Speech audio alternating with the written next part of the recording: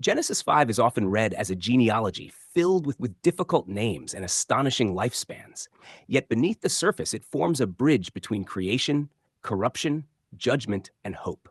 The chapter traces the line from Adam to Noah and repeatedly reminds the reader of humanity's mortality with the solemn refrain, "And he died."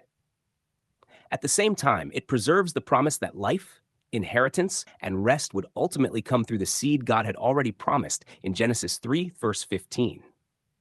The chapter opens by returning to the creation of humanity in the likeness of God. Though sin had entered the world, humanity still carried the image of its creator. Adam fathered Seth in his own likeness, showing both continuity and consequence. Humanity continued, but now under the shadow of death.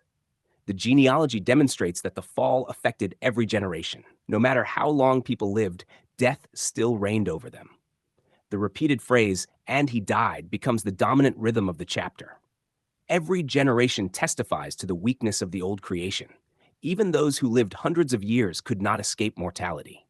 The genealogy is not merely recording biological history, it is revealing the condition of Adam's race.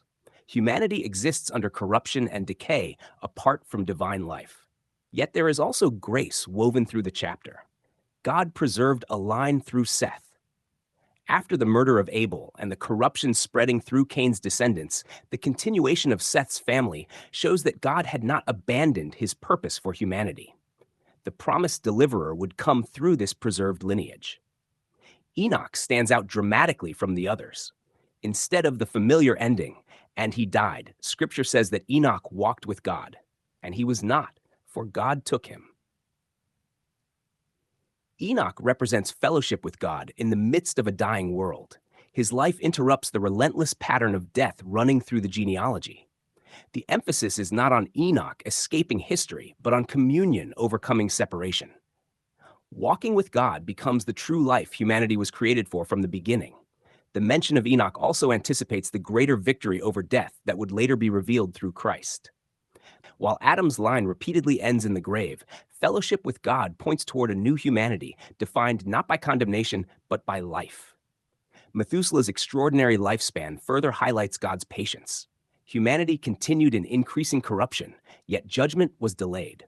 The long years reveal divine restraint. God was not eager to destroy, but patient as history moved toward the flood narrative. Lamech's words concerning Noah are especially significant. He declares that Noah would bring comfort or rest from the painful toil of the cursed ground. This reaches back to Genesis 3, where the curse brought labor, sweat, and frustration upon humanity. Noah's name itself is connected with rest.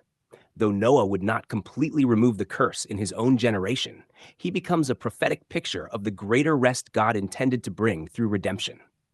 The genealogy therefore moves toward hope. Death dominates the chapter, but death does not have the final word. The line continues because God's purpose continues. The promised seed is still coming. Humanity's story is not abandoned despite corruption and judgment.